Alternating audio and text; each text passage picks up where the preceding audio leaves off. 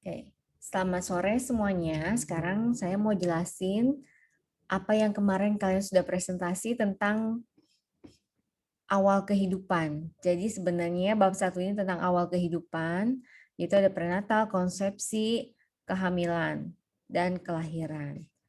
Oke, di sini kemarin udah banyak yang lihat ya, jadi jangan sampai kita semuanya di sini perempuan ya, jangan sampai ada yang nggak ngerti. eh, ini bagian-bagian tubuh kita sendiri. Ini vagina, terus rahim itu yang mana? Ini leher rahim, terus ini ovarium di sini. Kenapa ada orang yang nggak bisa punya anak atau ada kista? Terus ini ya di sini bisa ovariumnya bermasalah, ada yang tersumbat di saluran tubannya, ini rahim. Saya punya keluarga yang angkat rahim ya karena ada kista. Kalau nggak diangkat bahaya kalau bisa jadi cancer. Nah ini di sini masalahnya. Nah ini sel telur, ini sperma. Oke, jadi setidaknya kalian tahu bagian tubuh kalian sendiri. Nah apa sih konsepsi? Apa itu prenatal? Nah kalau konsepsi itu proses bertemunya sperma. Nih sperma kayak toge-toge ya, kayak cacing-cacing. Proses bertemunya sperma dan sel telur menjadi zigot. Itu konsepsi. Konsepsi proses bertemunya sperma dan sel telur menjadi zigot yang kemudian membelah diri terus-menerus. Gitu. Jadi mereka ini lagi konsepsi itu kayak ini ya, jadian gitu. Jadi sperma ketemu sama ovum jadi zigot kemudian membelah diri terus-menerus jadian. Oke, kawin deh nikah. Nah, sebelah diri itu, mitosis. Konsepsi ini terjadi di ampula tuba. Yang tadi ya. Hari ke-11 sampai ke-14 terjadi ovulasi. Ovulasi itu peristiwa matangnya sel telur sehingga siap untuk dibuahi. Hal-hal yang perlu diketahui terkait konsepsi. Kromosom membawa gen. Setiap individu kan memiliki kurang lebih 100.000 gen yang didistribusikan kepada 46 kromosom. Mungkin kalian dulu pernah belajar biologi, ada yang namanya kelainan kromosom yang bisa bikin Down syndrome dan sebagainya. Itu atau jarinya jadi 6 gitu. Itu namanya kelainan kromosom ya. Itu masalah genetika. Genetika ada studi tentang hereditas. Gen adalah unit dasar dari herediter terbuat dari DNA, deoxyribonucleic acid. Gen mewariskan karakteristik orang tua pada anak. Biasanya pernah dengar gak? Ya, itu anaknya pinter. Iyalah, papanya profesor, mamanya dokter. Udah pasti anaknya pinter. Biasanya kita suka dengar kan orang awam ngomong kayak gitu. Kenapa? Karena bahasa kerennya mereka tuh gen. Atau gini, papahnya aja kasar. Mamanya ini tukang marah-marah. Anaknya makanya tuh nggak tahu sopan santun misalkan. Orang suka kayak ngomong gitu. Jadi bahkan ada peribahasa yang bilang buah tidak jauh dari pohonnya kayak gitu. Itu bahasa ilmiahnya ya ini gen mewariskan karakteristik orang tua pada anak. Hukum Mendel. Pernah dengar gak nih kalau yang belajar biologi dulu ada hukum Mendel, hukum mengenai pewarisan sifat pada organisme. Terus ini ada istilah-istilah, ini nggak usah dihafal, cuma sekedar informasi. Beberapa pola transmisi pewarisan sifat antara lain dominan. Sifat-sifat dominan itu yang tampak. Resesif itu yang tidak muncul pada keturunan.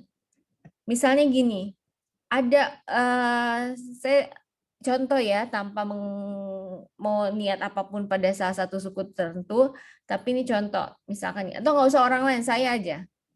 Saya contoh, hidung saya besar nih, hidung saya besar. Terus mata saya sipit nggak sipit banget gitu. Kulit saya putih, rambut saya lurus. Terus suami saya kulitnya nggak hitam coklat, tapi nggak hitam banget.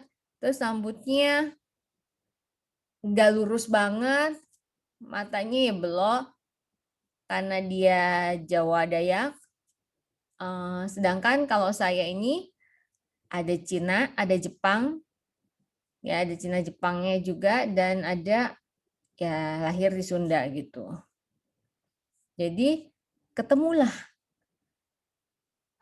ketemulah Jawa Dayak, Cina Jepang, Sunda, Cina Jawa Jepang, ada Betawinya juga gitu. Kalau dari atas-atas masih ada Belanda Jerman, tapi itu dari opa-opa, opa-omanya dulu gitu. Ketemulah, jadilah anak saya dua. Terus apa? Kayak anak almarhum saya, anak saya yang pertama itu eh, pas dia udah meninggal, tapi pas saya ingin lihat lagi fotonya, itu hidungnya ke saya. Jadi gini, biasa genetik yang namanya dominan, biasa yang apa ya, bukan ngomong jelek ya, semua ciptaan Tuhan itu baik. Cuma maksudnya yang dominan itu kayak misalkan keriting, hidung besar, terus bibirnya tebal misalkan. Terus apa itu biasanya yang dominan. Biasanya coba perhatiin ya, itu biasanya dominan gitu. Jadi itu yang biasanya kuat. Berarti dominan itu berarti yang ngewarisin ke anak. Nanti keturunan itu yang dominan gitu. Saya ada belahan ini, belahan dagu gitu. Suami saya ada lesung pipitnya. Anak saya si Kenzi ada lesung pipitnya. Kitten agak ada ininya gitu. Jadi itu dominan dan resesifnya. Jadi ada yang di Kenzi di anak saya yang pertama kedua muncul, di anak saya yang ketiga nggak muncul, ada yang di anak ketiga muncul. Nah itu kalau yang nggak muncul itu resesif. Paham ya? Yang muncul itu dominan. Sex link adalah pola dari sifat-sifat yang dibawakan oleh faktor-faktor yang berada di kromosom seks ayah maupun ibu. Oke. Multifaktorial, proses di mana variabel bersifat terus-menerus, kuantitatif seperti tinggi badan atau tekanan darah, atau keadaan penyakit akibat kombinasi dari faktor genetik. Pengaruh tambahan dan interaktif satu gen atau lebih ditambah faktor-faktor lingkungan maupun gaya hidup. That's why. Itu sebabnya kalian nih calon-calon ibu. Sebentar. Novian, kalau ditutup kameranya boleh loh. Saya pusing lihatnya gerak-gerak. Oke, thank you. Jadi, kalau kalian gini, nanti aja kan aku masih lama, pacar aja belum ada. Boro-boro nikah misalkan. Eits, tunggu dulu. Itu apa ya? 5 tahun sebelum menikah, 5 tahun sebelum punya anak, itu tuh harus sudah disiapin kondisi tubuh kita. Maksudnya apa? Ini saya, makanya kemarin saya bilang ini saya sharing ya. Saya nikah itu umur 23, 24 gitu, 23, 24. Saya udah lulus kuliah, udah kerja gitu. 23, 24 nikah. Saya pengennya punya anak banyak. Karena saya suka sepak bola ya, futsal. Dulu saya atlet futsal di sekolah. Jadi tim kami 2 kali juara berturut-turut 2 tahun. Saya dari striker, ini dulu waktu SMA. Saya pengen minimal tuh 6 anaknya. Futsal kan. Kalau sepak bola 11 kesebelasan terlalu banyak. Ceritanya begitu. Ternyata tahun 2006 saya nikah, saya hamil tuh 3 bulan kosong, 3 bulan langsung hamil. Ternyata karena pengetahuan saya masih minim, ketika hamil saya feeling. Ya udah kita cek. Ternyata saya ada toxoplasma, IgG IgM-nya tinggi, rubella saya tinggi, IgG IgM. Browsing kan? Oh ternyata kalau ini anaknya nanti bisa hidrosefalus, kepalanya besar, anaknya cacat kayak gini-gini, stres lah. Mana di Palangkaraya lagi. Waktu tahun 2006 tuh sepinya kayak apa. Dokter juga masih terbatas. Saya pulang ke Bogor, saya check up di Bogor. Terus ke orang tua teman saya dokter gitu, kata dia nggak apa-apa udah. Sempat mau gugurin gitu, sempat kepikiran, ya ampun maafkan lah, waktu itu sempat stres sampai akhirnya oke, kita nikmatin, kita jalanin gitu. Akhirnya kesepakatan saya dan suami mau mempertahankan gitu. Enjoy, ternyata pas dicek oke, baik-baik aja anaknya, nggak ada kepala besar, badan semua jajannya lengkap gitu. Saya minum obat 1 hari 21 kapsul pil. obat antibiotik buat rubella sama tokso. Itu stressful banget kalau minum obat. Saya 21 saya harus makan dari pagi, siang, malam. Kenapa? Untuk menekan IgG ininya. Ternyata Tuhan berencana lain ya. Anak saya meninggal dalam kandungan tapi setelah 9 bulan. Waktunya lahir, pas lahir sudah meninggal gitu. Itu darkness banget buat saya, masa-masa kekelaman saya. Stres banget, 40 hari saya stres gitu. 40 hari tiap kali kan lahirnya di Banjar ya. Beda 1 jam. Jadi kalau di Banjar itu udah sekitar jam 1, jam 12. Kalau di sini jam 12 itu saya jam 11, jam 12 itu udah stres. Pasti kebangun sama 40 hari habis anak saya meninggal. Nangis lah. Mama saya yang selalu tiap kali saya kebangun sama 40 hari itu dia yang doa bareng kayak gitu. Saya ingat banget momen-momen itu. Lahirnya udah meninggal, sungsang lagi. Dan mukjizatnya bisa normal. Jadi kalau kaki dulu, kalau sungsang kaki dulu. Nah, masalahnya paling susah ada ketika bahu. Proses kelahiran tuh paling susah ketika bahu. Pas bahunya mau ini, itu udah 5 orang loh. Dokter, perawat 4, sama 1 ada tante. Tantenya suami saya, nemenin. Itu mau masuk lagi pas bahu, mereka kan licin kan. Kalau kamu lihat bayi baru lahir tuh licin, kayak belut gitu kayaknya. Ditarik, mau masuk lagi, tahan, tahan, kata dokternya udah. Saya ngeliatin gitu, akhir normal. Kalau masuk lagi, terus kita nggak ketemu sekarang. Ya, kalau masuk lagi saya nggak ada sampai sekarang. Meninggal pasti. Itulah perjuangan seorang ibu melahirkan anak ya. Mau normal, mau sesar, semua punya burden-nya, punya kesusahannya masing-masing itu. Dan punya blessing-nya masing-masing, berkahnya masing-masing. Jadi itu pengalaman saya. So what I want to say, saya mau bilang sama kalian nih perempuan-perempuan, kalau jangan berpikir, masih lama mau nikah, masih lama, pacar aja belum ada. Gaya hidup tuh penting. Gaya hidup tuh apa? Dulu, saya ini tukang makan dari kecil. Saya ini tukang kuliner. Jadi waktu di Bandung, depan Masjid Raya ada nasi timbal enak. Makan, di situ mentah-mentah kan sayurnya lalap-lalap. Saya suka makan, saya tuh Sunda banget ya. Jadi lidahnya Sunda banget. Jadi saya namanya orang Sunda suka makan dedaunan, lalap sama terasi. Udah deh. Udah ada lalap, terasi, mentah-mentah. Ibaratnya kalau bercandanya orang sini, kalau ada Yuni, misalkan ada saya itu pohon-pohon, daun-daunan itu, daun apa aja pasti saya makan. Daun yang paling pahit lah, saya makan. Daun pare, daun apa, daun pepaya, itu mah, makanan saya deh. Saya senang gitu, yang pahit-pahit. Tapi ternyata mentah itu nggak baik. Itu bisa ada parasit. Jadi kalau kalian yang suka makan lalap-lalapan nih sekarang mulai mikir, saya kasih tahu ini. Hati-hati saya suka anjing, dari kecil saya piara anjing, tapi saya nggak suka kucing. Toksoplasma itu 90% hidupnya parasitnya di usus kucing. Jadi kalian yang suka kucing, piara kucing, hati-hati. Teman saya, piara kucing, udah hampir 10 tahun nikah, sampai sekarang mau punya anak. Toksoplasma. Jadi toksoplasma itu bisa bikin mandul, kalaupun hamil anaknya bisa cacat, meninggal, dan sebagainya. Nah, 90% itu hidup di kucing, usus kucing. Tapi kan kucingnya udah divaksin, whatever. Anjing saya bersih. Ini, kalau misalkan kucing pup, kucing itu 1 tahun itu dia tidak mengurai.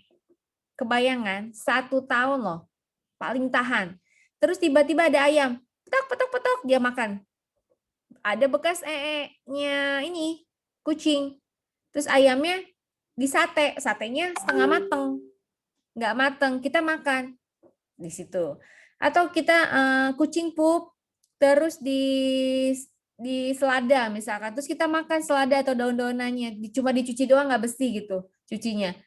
Kita makan, atau sambal mentah gitu kan, lalapan terasi.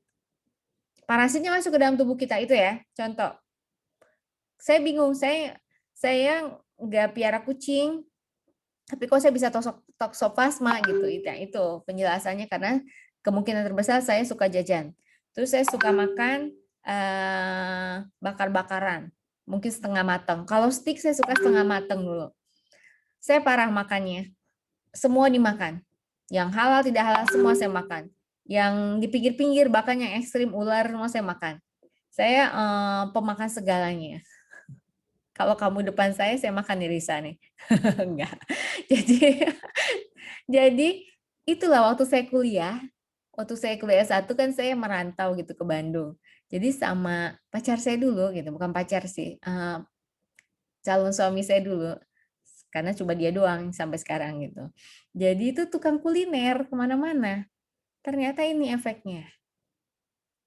Saya kena toksoplasma sama rubella. Itu ya, contoh. Itu saya sharing aja, hati-hati.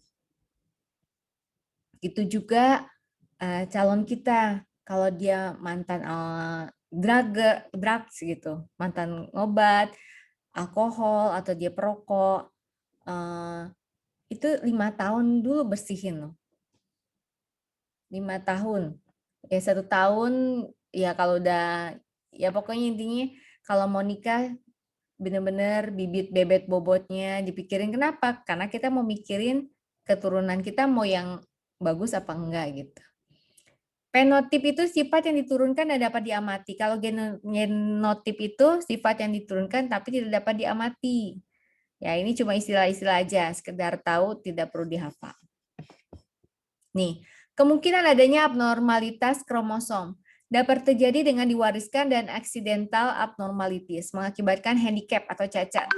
Fisik mental, handicap ini tidak semua tampak sejak lahir.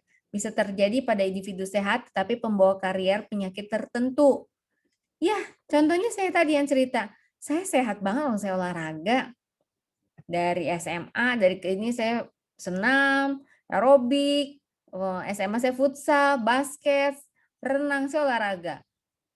Badan oke aja gitu. Tapi ternyata kan di dalamnya ada parasit sama virus. Sampai sekarang saya nggak bisa donor darah. Karena kalau sekali kena toksoplasma darah, itu tuh di dalam tubuh kita ada. Saya nggak bisa donor. Seumur hidup saya nggak bisa donor. Nggak boleh. Gitu. Jadi gitu ya. Jadi kalau kelihatannya dari luar oke-oke aja, tapi ternyata kan pembawa karier. Kayak OTG lah kalau sekarang COVID itu OTG-nya gitu. Di luar sehat-sehat aja, ternyata dia kan bawa virus. Pasutri yang mempunyai kedekatan hubungan darah dapat memberikan. Nah, ini makanya kalau mau menikah itu cek dulu bibit-bibit bobotnya, jangan nggak boleh sama saudara ya, karena itu bisa berbahaya. Karena gennya kan genetik kromosomnya itu deket tuh, jadi bisa kemungkinan kelainan kromosomnya itu besar. Terus ibu kelahiran usia ibu yang beresiko itu misalkan di atas 18 tahun sampai yang ideal nih. Kalau mempunyai anak itu usia 18 tahun ke atas sampai 35 tahun. Di bawah 18 tahun sama di bawah 18 tahun dan di atas 35 tahun itu berbahaya. Bentar ya, saya stop sharing dulu. Sebentar. Oke. Abnormalitas kromosom tersebut dapat dihindari dengan cara melakukan konseling genetika. Sekarang kan udah canggih. Bisa tuh konseling genetika, misalkan gennya suami sama gennya kita, calon suami dan calon istri dicek gitu.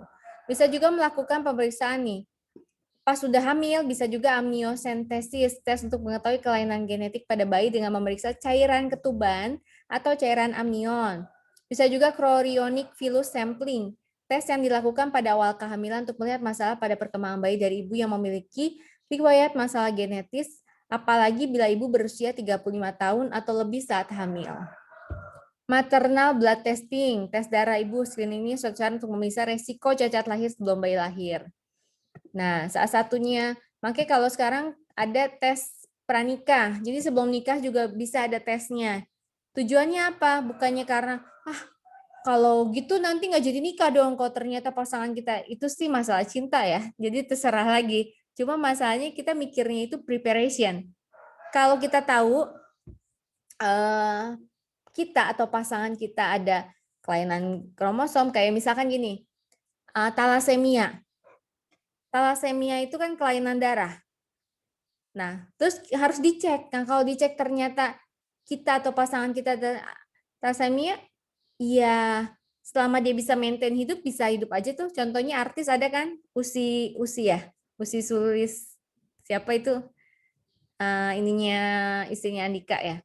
Itu juga thalassemia. Tapi kalau bisa maintain hidupnya bisa kan? Bisa life well juga, bisa hidup biasa aja gitu. Yang penting bisa memaintain diri gitu. Jadi kalau tes itu jangan cuma gara-gara udah cinta suka duka ditanggung bersama. Bukannya itu. Iya, suka duka ditanggung bersama kalau mau udah cinta gitu. Tapi kita tes itu adalah untuk mengetahui ada masa atau tidak. Kalau ada ya diperbaiki sama-sama gitu. Ya, jadi ada tes pranikah, tes kehamilan itu ada ya. USG itu juga untuk tahu ngecek ya posisi anaknya, bayinya, apakah ukurannya sesuai dengan usianya, organ-organnya gimana, dan seterusnya. Terus ada umbilical cord blood sampling, tes genetika diagnostik yang memeriksa darah dari tali pusat janin untuk mendeteksi kelainan janin. Ini makin canggih-canggih aja. Ada pre-implantation genetic diagnosis. Pengujian praimplantasi genetik ada teknik yang digunakan untuk mengidentifikasi cacat genetik pada embrio yang diciptakan melalui fertilisasi in vitro sebelum kehamilan. Oke. Prenatal. Tadi konsepsi ya, prenatal. Masa pre, namanya pre. Pre itu sebelum, natal itu kelahiran. Jadi kalau prenatal itu masa sebelum kelahirannya. Jadi dia proses pertumbuhan dan perkembangan awal dalam kehidupan manusia. Pertumbuhan dan perkembangannya dimulai sejak terjadinya konsepsi. Jadi konsepsi itu peristiwa bertemunya ovum, sperma, pastikan zigot ya. Itu konsepsi. Prenatal itu kapan? Prenatal itu adalah proses pertumbuhan dan perkembangan awal dalam kehidupan manusia sejak terjadinya konsepsi. Jadi ini prenatal, salah satunya konsepsi. Karena prenatal itu dari konsepsi sampai kehamilan gitu. Masa prenatal berlangsung sekitar 9 bulan atau 266 hari dan berakhir pada saat bayi dilahirkan. 3 faktor dominan yang mempengaruhi proses perkembangan pada masa prenatal itu ada faktor pembawaan, faktor waktu, kematangan. Itu juga yang mempengaruhi ya. Nah, ini kalian juga kemarin sudah ada masa prenatal dibagi dalam 3 periode utama. Periode germinal 0 sampai 2 minggu meliputi penciptaan zigot, pemecahan sel, melekatnya zigot ke dinding kandungan. Ini 1 minggu setelah pembuahan, zigot terdiri dari 100 sampai 150 sel. Ini ada anjing tetangga ya.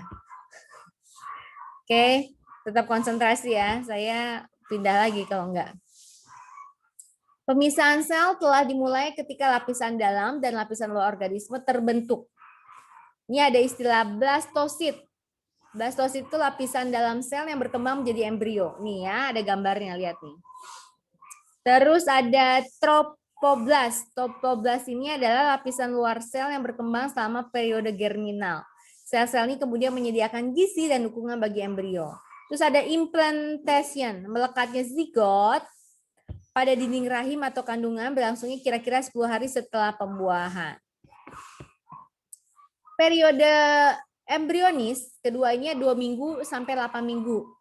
Meliputi angka pemisahan sel meningkat, sistem dukungan bagi sel terbentuk, dan organ-organ mulai tampak nih di periode embrionis ini 2 minggu sampai 8 minggu. Ya. Endoderm embrio itu lapisan dalam. Endoderm itu lapisan dalam sel yang berkembang menjadi sistem pencernaan, pernapasan. Itu 2 minggu sampai 8 minggu itu sudah ya. Ektoderm itu lapisan sistem luar. Nih ya digambar nih. Endoderm tuh di dalam. Mesoderm tengahnya, ektoderm di luar. Lapisan sistem luar yang menjadi sistem saraf, penerimaan sensor. Bayanginnya gini, dalam itu kan pernafasan, pencernaan. Luar ini kan kulit ya, jadi dia sistem saraf, sensor, telinga, hidung, mata, kulit ya, rambut, kuku. Mesoderm itu lapisan tengah. Jadi sistem peredaran tulang, otot, sistem pembuangan, sistem reproduksi. Jadi ketika sistem ketiga lapisan ini terbentuk, sistem dukungan kehidupan bagi embrio matang dan berkembang dengan cepat. Sistem dukungan kehidupan ini apa dukungan kehidupan? Kalau bayi dalam itu yang dukung hidupnya apa? Makan kan? Dari apa? Tali pusat. Ada ari-ari, tali pusar, dan amnion, yaitu pendukung sistem dukungan kehidupan. Nah, periode fetal terakhir ini ada 8 minggu sampai lahir. Periode fetal itu adalah periode perkembangan masa prenatal atau prakelahiran yang mulai 2 bulan setelah pembuahan dan pada umumnya berlangsung selama 7 bulan. Pertumbuhan dan perkembangan melanjutkan rangkaian dramatisnya selama periode ini ya. Kemarin juga udah pada lihat, ada videonya juga. Perkembangan prenatal. Masa prenatal itu 240 sampai 300 hari. Normalnya 270 hari dimulai sejak terjadinya pembuahan sampai kelahiran. Pembuahan terjadi antara 24 sampai 36 jam setelah konsepsi, di mana zigot mengandung 23 kromosom XX dan 23 kromosom XY. Jadi, biasanya ada tes pack kan. Kalau orang setelah berhubungan, biasanya 24 sampai 36 jam, berarti 2-3 hari itu udah bisa dicek garis birunya 2 atau enggak, garis merahnya ya. Jadi itu udah bisa dicek, pembuahan itu 24 sampai 36 jam setelah konsepsi.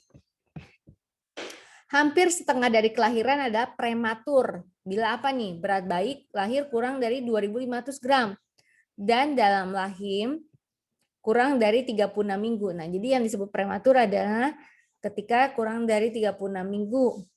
Jadi kurang dari 8 bulan, kurang dari 9 bulan, itu masuk prematur. Ini langka ya, banyak yang bilang kalau orang awam itu mendingan 7 bulan dibanding 8 bulan, karena 7 bulan lebih matang, kalau 8 bulan malah banyak yang nggak bertahan hidup gitu, katanya. Tapi kalau saya percaya kalau waktunya hidup ya hidup. Oke, kesulitan setelah lahir ditandai dengan sulit nafas, gangguan temperatur, makanya mesti di ICU ya, dia mesti di inkubator. CP itu cerebral palsy, mental retardation, sulit pendengaran, tingkah laku neuromotor terhambat. Tahun-tahun pertama sulit, tetapi bisa diatasi dengan perawatan medis secara intensif. Hal-hal yang berpengaruh pada janin dalam kandungan ibu, tuh nutrisi ibu, obat-obatan, rokok, alkohol, heroin, maternal emotion, tetragenetic agents, AIDS juga. Jadi semuanya sehat, tapi ternyata suami istri berantem mulu. Saya punya klien dulu waktu di Jakarta. Dia hamil di luar nikah.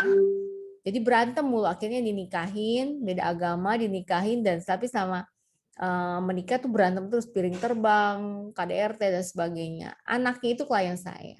Yang ada anaknya jadi apa? Anaknya cakep padahal ya. Tapi dia jadi anxiety, cemas. Tiap kali mau ujian, dia pasti bisa ngompol. Pernah sampai karena saking cemasnya nggak berani ngomong ke guru, akhirnya dia pup di kelas, di celana gitu.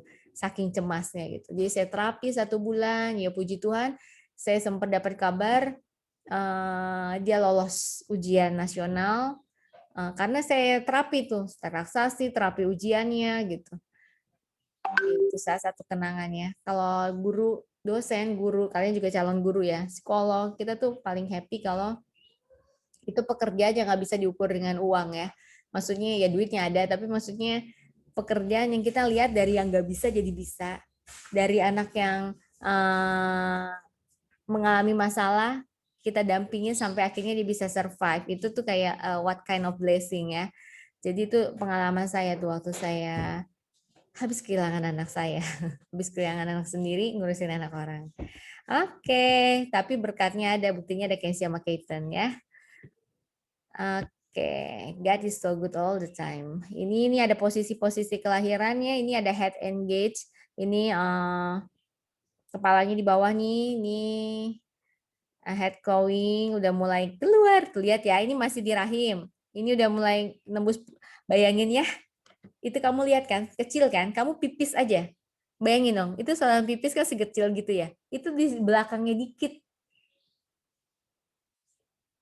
Itu bisa ngeluarin segini, bayi coba. Ini birth, ini proses kelahiran. Amazing. Luar biasa. Jadi kalau lagi kesel sama mama kamu, mama kalian, aduh si mama ibu kagak kirimin uang bulanan nih udah tanggal 30, Indomie udah habis misalkan. Jadi kalau mau kesel sama mama, senyebel-nyebelinya orang tua, terutama ibu, ingat nih proses kelahiran. Ya. Gitu. Proses kelahiran itu ada rhythmic contraction. Jadi kontraksi dulu. Terbukanya leher rahim tepat di mana bayi akan lahir. Mula-mula tuh kontraksi terjadi 2 sampai 18 jam. Terus nanti makin lama makin cepat 2 sampai 3 menit, terus 45 sampai 60 detik gitu. Pertama ada 3 nih, kontraksi, terus expulsion delivery of the baby. Karena uterus kontraksi, bayi terdorong ke vagina. Jadi kontraksi dulu tuh. Kontraksi tuh buat apa? Buat gerak. Buat ngedorong si bayi ini supaya ke jalan lahir, buat ngebuka juga gitu. Itu biasanya kurang lebih 1 jam untuk delivery the baby ya kalau udah kontraksi. Expulsion of placenta, setelah itu yang tahap ketiga adalah 5 menit setelah bayi lahir, rahim akan kontraksi lagi. Yang keluar itu ari-ari sama placenta dan tali pusat. Gitu. Oke, ini ada metode-metode melahirkan, ada lamase, ibu dilatih atau diatur napas, dan otot sehingga rileks, atasi rasa takut dan sakit. Rooming in, nah ini waktu anak saya ketiga, Skaitan, dia lahir di Bogor, saya ikut yoga senam hamil. Jadi terus pas lahir juga anaknya di rooming in ya, jadi sama saya yang ngurusin, saya dan suami. Ada juga dengan sesar. Ini cara terakhir untuk menghindari hal-hal yang tidak diinginkan. Ini yang tadi ya. Rongga rahim, vagina, dan proses-proses kelahiran. Trimester pertama 0 sampai 3 bulan. Pada bulan pertama setelah terjadinya konsepsi, membelah jadi 2 sel. Sampai 10 jam kemudian jadi 4 sel, berlangsung kurang lebih 2 minggu. Disebut periode ovum atau aktivitas biologis di sepanjang fallopian tube. Yang tadi gambarnya ya, tuba fallopi. Atau solantrul, yaitu cluster of cell siap disimpan. Pada hari keempat, cluster of cell mencapai rahim dan terus bersarang di sana. Besarnya tidak lebih dari sebuah kepala peniti. You can imagine, it's so small. Kepala peniti itu awalnya ya. Peniti yang normal ya, bukan peniti raksasa. Peniti yang biasa yang kecil. 4 minggu setelah terjadinya konsepsi, ukuran embrio ini hanya 3 atau 16 inci. Saya lupa, di browsing aja 1 inci itu berapa senti gitu. Saya lupa.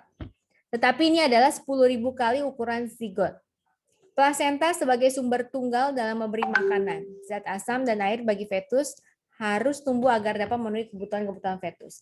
Almarhum anak saya yang pertama yang meninggal itu dia tali pusatnya mengikat gini.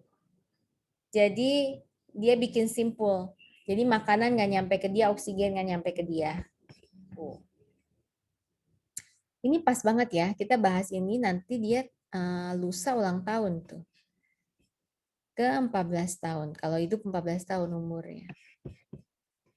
Oke, ini embrio, tabung saraf, kantung ketuban, kantung kuning telur. Nah ya, ini udah berkali-kali harus hafal ya ini ya. Jangan sampai ditanya, bayi keluar dari mana? Dari saluran kencing. Ayo. Beda ya. Buat pipis, buat ngeluarin anak. Itu beda salurannya. Nih, tuh lihat tuh, kandung kemih tuh di depannya. Di sini kandung kemih. Nah, ini vagina di sini. Ya.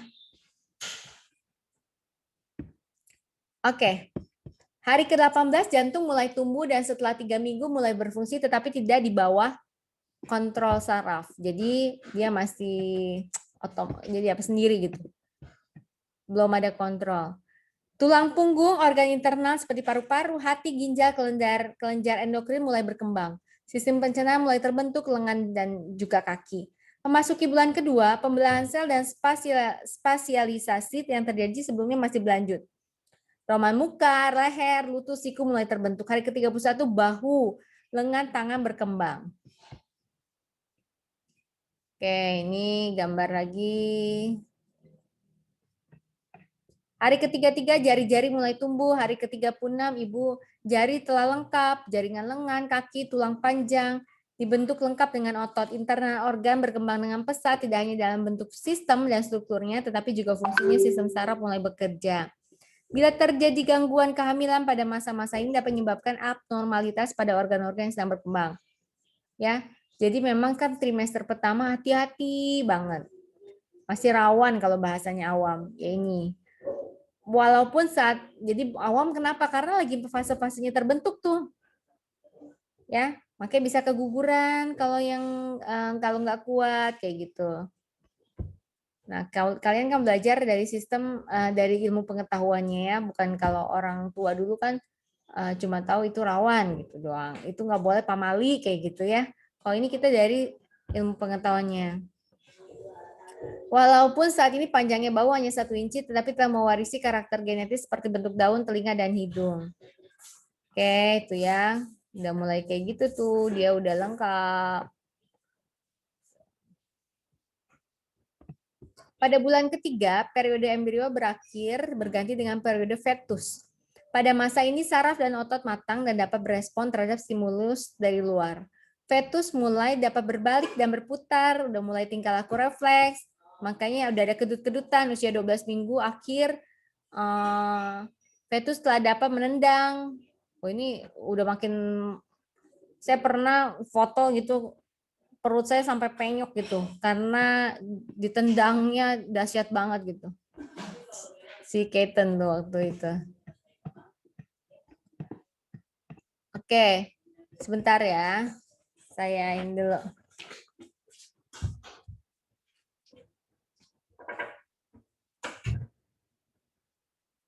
Oke, saat ini panjangnya udah mulai kurang lebih 1 inci dan beratnya 1 ons.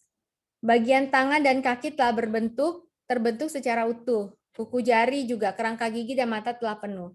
Akhir semester ini organisme kompleks telah terbentuk. Nah, usia 6 minggu ukuran sekitar 8 mm, usia 7 minggu ukurannya sekitar 10 mm, terus usia 10 minggu ukuran sekitar 22 mm. Oke. Dan ini trimester kedua, 4 sampai 6 bulan. Trimester kedua ini ditandai oleh kelanjutan proses perkembangan dan bertambah pesatnya pertumbuhan yang terjadi. Fetus sudah sepanjang 7 inci dan beratnya kurang lebih 4 ons. Besarnya kepala tidak proporsional dibandingkan badannya.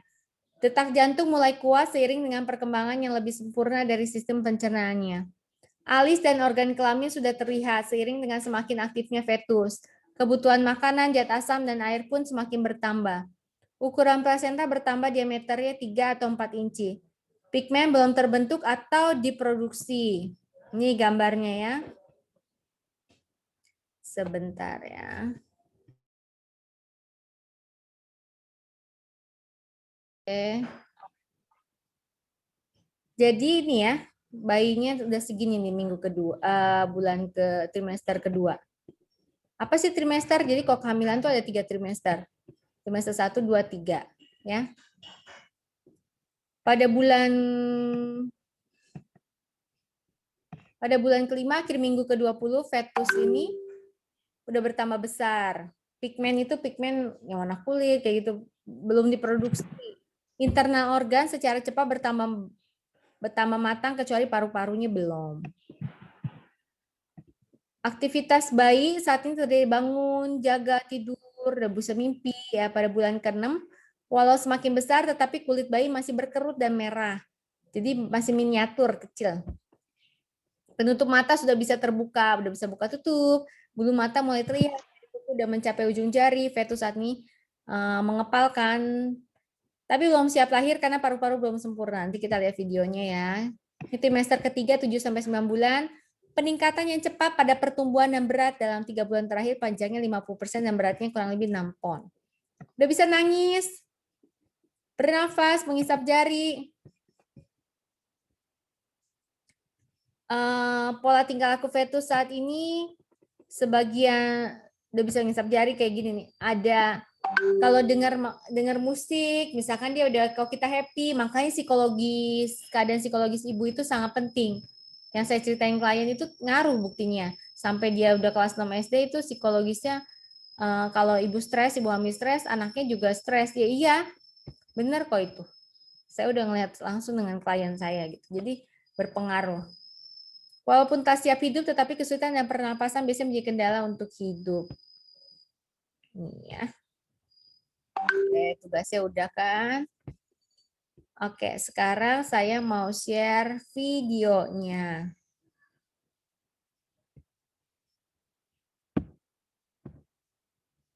Sebentar saya gedein ya.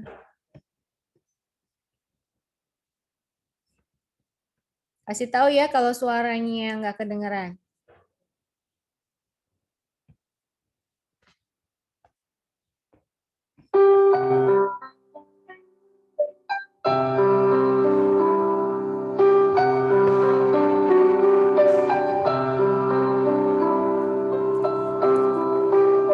Ini rangkuman dari penjelasan saya.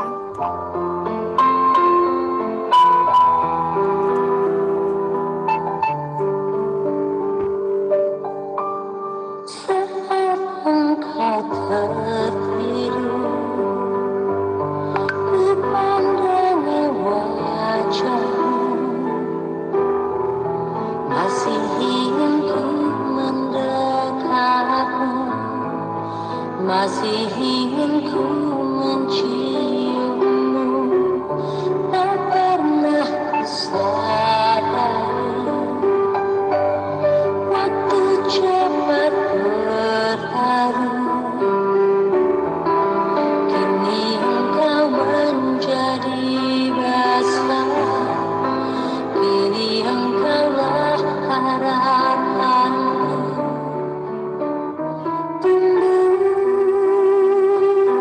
Tumbuhlah anakku.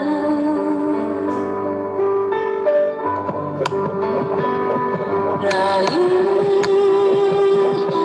cita-citamu. Jangan pernah engkau ragu, sayang, doaku selalu bersamamu, membuat aman di hidupmu.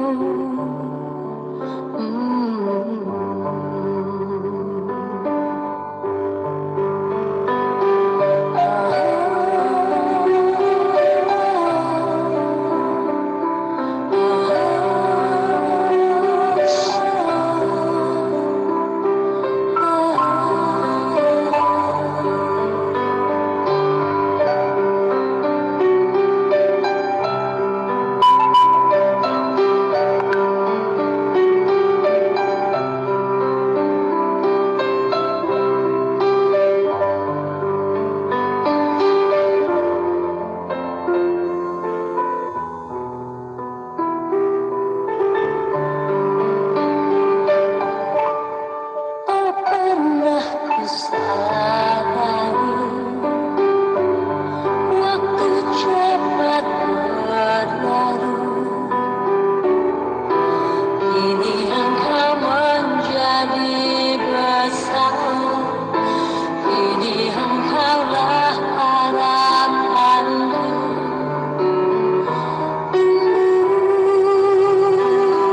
Tumbuhlah anakku. Raihlah cita-citamu.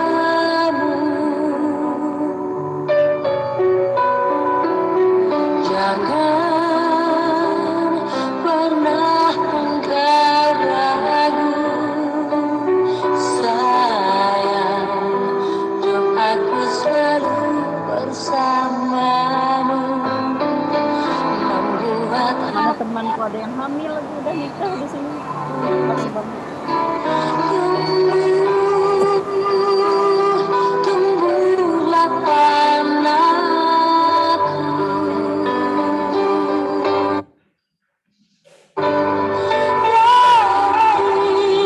Raihlah cita-citamu.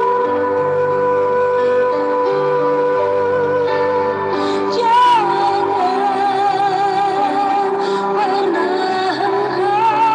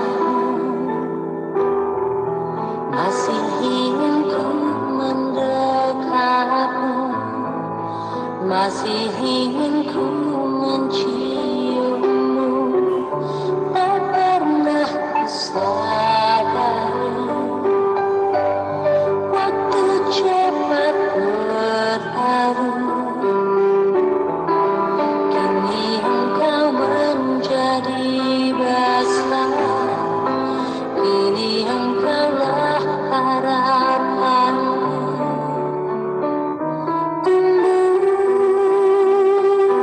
Tumbuhlah anakku,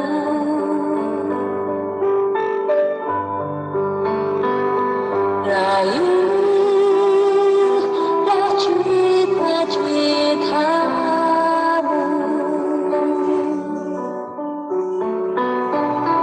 Jangan pernah engkau ragu, sayang, doaku selalu bersamamu, membuat aman di hidupmu.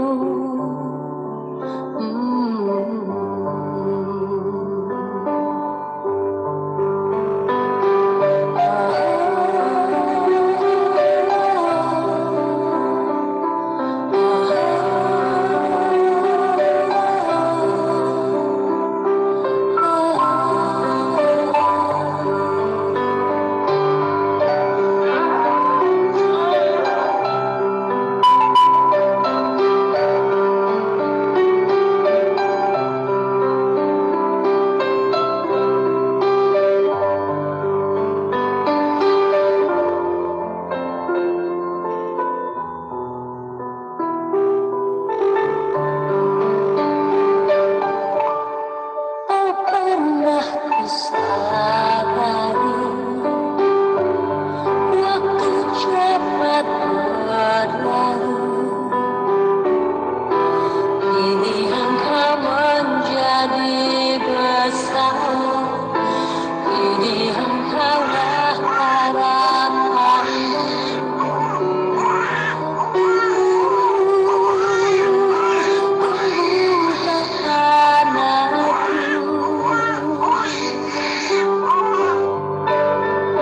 Raihlah cita-citamu, jangan pernah engkau ragu, sayang, doaku selalu bersamamu, membuat aman di hidupmu.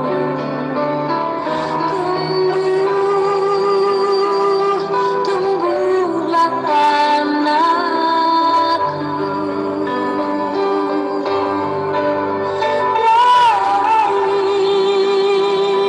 raihlah cita-citamu,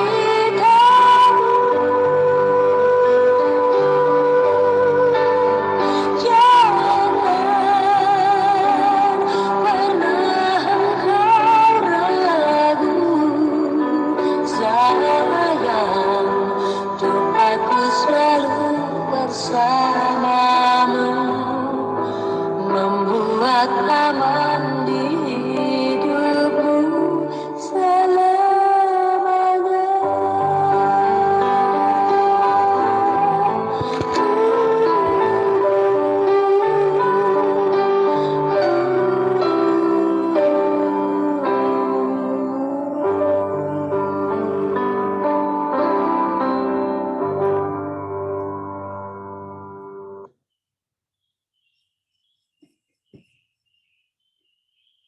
Oke.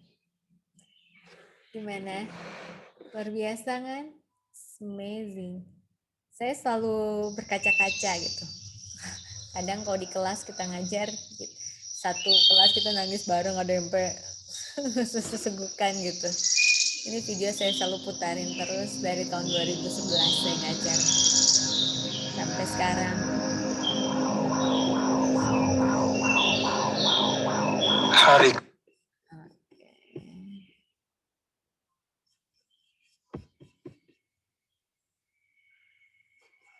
Jadi intinya kalian belajar awal kehidupan ini dari prenatal, konsepsi, PK hamilan, kelahiran. Jangan lupa buat diri, bekal untuk diri, tapi juga kita diingatkan. Kenapa saya selalu suka gitu ngajar mata kuliah ini perkembangan, selain dia kepake terus, itu membuat saya tiap semester, tiap tahun itu membuat saya selalu bersyukur. Bersyukur karena saya pribadi, saya udah ibu dari 3 orang anak. Semuanya puji Tuhan normal lahirnya, meskipun yang satu meninggal gitu. It's a blessing. Seorang ibu itu luar biasa. Kalian akan calon ibu. Sebelum kalian jadi calon ibu, ingat sama ibu kalian kalau yang masih hidup ya, masih punya ibu. Senyebelin gimana orang tua kita. Dia berjuang loh ngelahirin kita. Jadi ngelahirin itu antara hidup dan mati. Kaki kanannya di alam maut, kaki kirinya di dunia. Jadi itulah perjuangan seorang ibu melahirkan anak. Ya, jadi setelah belajar mata kuliah ini, tahu ya harus persiapan sebelum kehamilan tuh apa yang aman. Terus setelah melahirkan juga harus bagaimana. Nanti juga prosesnya harus menyenangkan, nggak boleh stres, karena itu juga berpengaruh. Terus ada namanya prenatal, konsepsi, trimester pertama, kedua, ketiga, dan akibat-akibat atau gangguan dari kehamilan juga ya. Oke, sampai di sini semoga semuanya ini ya, semuanya ya dia udah ngusap air mata, ngusap matanya. Ingat ibu ya. Jadi ibu di kampung. Jadi ingat ya, kalau belajar itu jangan cuma hafalan. Tapi apa yang bisa kita ambil maknanya dari apa kita pelajari itu. Dan kalau saya selalu berusaha kalian untuk ditarik untuk kita bersyukur. Bersyukur kalian masih hidup sampai hari ini. Bersyukur kalau masih punya orang tua. Bersyukur kalau kamu dulu bisa mengalami, misalkan orang tuanya sudah meninggal, tapi sempat mengalami bersama orang tua, itu bersyukur. Kalaupun nggak sempat ngalamin, ya tetap bersyukur.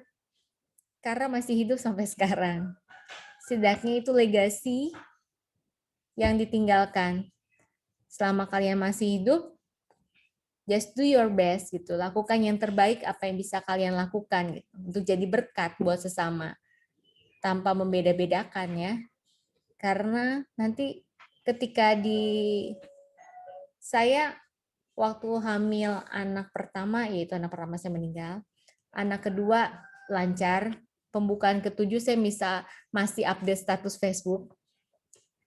Itu air ketuban udah pecah, udah diinfus, tapi masih bisa nahan sakitnya. Anak ketiga, si Keaton, itu saya nggak boro-boro pegang handphone dari yang pertama.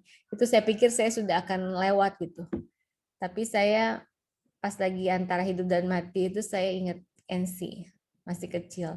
Jadi saya negosiasi sama Tuhan. Saya ingat, oke Tuhan, if you give me chance to live, gitu, kasih hidup, whatever you want me to do, I will follow you.